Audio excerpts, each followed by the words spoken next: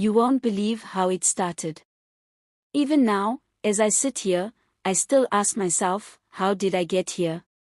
How did a simple conversation turn into something so dangerous? It was at the gala for Mama's Foundation, those events where everyone's dressed like they just stepped out of a movie, gold gelly here, diamonds there, and all the aunties with their serious faces, acting like their own Legos. That night, I wore a red dress, long with an open back. I could feel all eyes on me, but I didn't care. I was used to it. Donald walked in late, as usual. He always liked to make an entrance. Donald, my stepson, the bad boy every mother wants their daughter to avoid, the type, sharp suits, smooth talk, and a smile that could melt even the iciest heart.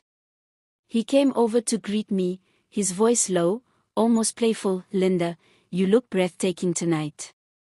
I rolled my eyes. "Donald, behave yourself. Everyone's watching." But he just laughed and winked, and something about it felt different that night, like a spark you didn't see coming. We found ourselves together later, during the cocktail hour, away from the crowd.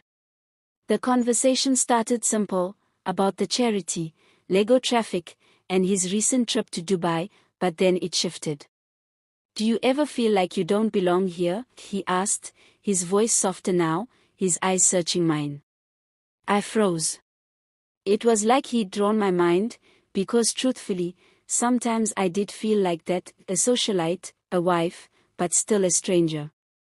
From that night, everything changed. It wasn't planned, I swear. It just happened, late-night calls about business, text messages that started with a "how are you" but somehow became something more, little stolen moments during family dinners. But this wasn't just Donald being his usual flirtatious self, no, this was deeper, and it scared me. It thrilled me. What scares me the most now isn't the secret, it's the fact that I don't want it to stop. After that night at the gala, I started noticing Donald in ways I hadn't before. It wasn't his looks, although let's be honest, Donald could make any woman do a double take. It was the way he saw me, like he wasn't just looking at the polished socialite in designer dresses, but the real me, the Linda who sometimes felt lost in this big, powerful Legos family. But the guilt, the guilt was something else. Every time I caught his eye across the dinner table, every time he accidentally brushed past me during family events, I told myself, this is wrong. This is so wrong. Then came the charity auction. It was another one of those high-profile events where everybody who's somebody in Lagos showed up.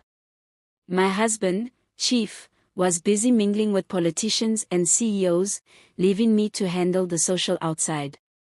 Donald, of course, arrived late again. He walked straight up to me, like he had no fear in the world.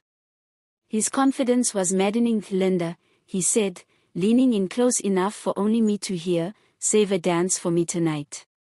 I tried to act unfazed. "This isn't a club, Donald. Behave yourself." But he just smirked and walked away. Later, during the auction, I caught myself glancing at him more than I should have. He was across the room, laughing with some friends, but his eyes found mine, and that look, it was electric, like he could see right through the crowd, straight to me. The dance floor opened after the auction. I avoided him at first, sticking to the safer company of the older women in their shimmering outfits, but Donald was persistent. He finally cornered me by the dessert table, his hand brushing against mine as he handed me a glass of champagne. "Linda," he said, his voice low and teasing, "are you really going to pretend you don't feel this?" "Feel what?" I whispered, looking around nervously. "This," he said, stepping closer. "Us." My heart raced. I should have walked away right there, but I didn't. He took my hand and led me to the dance floor. It wasn't a slow song, something upbeat was playing, but we moved like the world had disappeared. His hand rested lightly on my waist, his eyes never leaving mine. For those few minutes, nothing else mattered. When the song ended, reality hit me hard. I pulled away, my heart pounding. Donald, this has to stop, I said, my voice shaky. But he just smiled that maddening smile of his. You don't mean that, Linda. And the worst part was, he was right. I didn't mean it. Later that night, as I sat alone in my room, the weight of what was happening pressed down on me. My husband was in his study, probably reading over contracts or planning his next big move, and here I was, thinking about his son. Donald wasn't just a playboy, he had this way of making me feel alive, like I was the only person in the room. But what if someone found out? What if the whispers started in a family like ours? Secrets don't stay buried for long. I told myself I'd end it tomorrow, I'd make it clear to Donald that this could never happen again, but deep down, I wasn't sure I had the strength. The next few days passed in a blur of tension and quiet avoidance. I kept telling myself, this is it, Linda. No more. But somehow, every time I saw Donald, those words got lost in the air between us. He called me late one evening. I'd been out with a few friends, trying to distract myself from the mess I'd gotten myself into, when I saw his name flashing on my phone. My heart skipped. I shouldn't pick up, but my hand moved on its own, and before I knew it, I was speaking to him again. Linda, his voice was soft, meet me at the garden. I need to talk to you. I hesitated. I had to stop. I was already teetering on the edge of a cliff, and if I stepped any further, there'd be no turning back. But then I thought of the way he made me feel, how it was like nothing else mattered when we were together. I grabbed my shawl and headed out. The garden was quiet, the only sound being the rustle of leaves in the evening breeze. Donald was already there, waiting by the fountain. You came, he said, his smile laced with something unreadable. I nodded, my heart pounding in my chest. We can't keep doing this, I said, my voice cracking. This has gone too far. Donald took a step closer to Linda. I don't care about the rules. All I care about is you. Don't pretend this isn't real. I closed my eyes, trying to block out the pull I felt, but deep down, I knew he was right. There was something real here, something I couldn't ignore.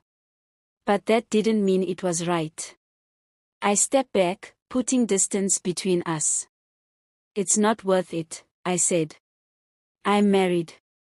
You're my stepson. Think of the damage, Donald. The family, everything we've built. He reached for my hand, his touch sending shivers down my spine. Linda, don't let fear control you. Take a chance, be with me. I looked at him, my heart torn into two, but then something clicked. I thought about the life I'd built, the family that had taken years to create, the respect and influence I had worked so hard for. Was it really worth throwing away for a fleeting moment of passion? And just like that, I realized something. Donald wasn't the issue, it was me. I had let myself get lost in the excitement, in the chase, in the thrill of something forbidden, but at what cost? I pulled my hand away, tears welling in my eyes. No, Donald, I can't. I won't. You deserve better than this, and so do I. He stared at me for a long moment, his face unreadable, then he turned and walked away without a word. The next morning, I sat in front of my mirror, tears staining my cheeks. It wasn't just about Donald anymore, it was about me. I had lost myself, chased something that would have only torn me apart. I had to remember who I was before all of this, the woman who built her life with grace and strength, the woman who knew that love wasn't about a moment, but about a lifetime of choices. And that was when I made my promise to myself, to all the women out there, listen carefully. Never lose yourself in the chaos of passion or the allure of something forbidden. Sometimes, We think that feeling lost or unfulfilled gives us an excuse to follow our impulses, but remember, the decisions you make today shape your tomorrow. True strength lies in knowing when to walk away, when to choose what's best for your future, not just your present. No matter how deep the temptation, remember, there's always more at stake than what meets the eye. Stay true to who you are, don't let anyone or anything take that from you.